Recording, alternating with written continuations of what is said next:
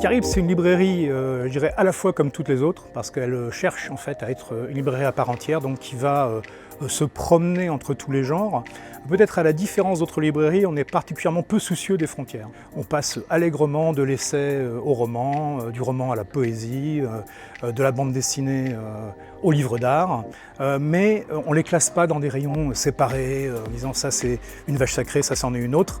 Non, on mélange tout ça assez joyeusement, on considère que tout ça c'est de la littérature. Et ça en pratique donc depuis presque 10 ans maintenant, depuis un an avec bonheur dans Ground Control. Et voilà, c'est ça qui arrive.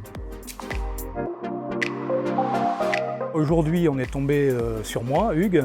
Demain, ça aurait été Marie ou Marian. Après-demain, ça aurait été Marianne. Le jour suivant, ça aurait peut-être été Samy, Luc ou Raphaël.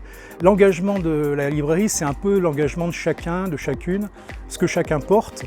C'est sûr qu'il y a quelque chose autour de l'indépendance éditoriale. On se soucie peu des frontières et on n'a pas tellement envie en général que quoi que ce soit, notamment le marketing éditorial, nous dicte ce qui est bien, ce qui n'est pas bien. On considère que c'est notre rôle de tester nos propres curiosités, de les agiter et de voir comment ça réagit avec celles des gens qui nous visitent.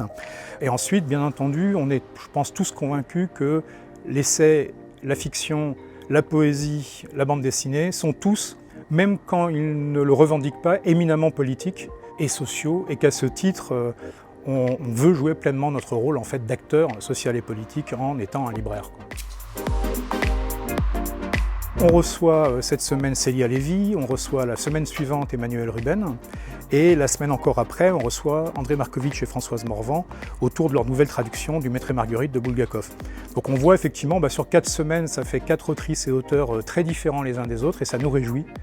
Ça correspond tout à fait à ce qu'on est, et on a envie évidemment de faire partager ça à notre public, et puis de leur fournir l'opportunité d'en discuter en fait avec le public lui-même et avec nous.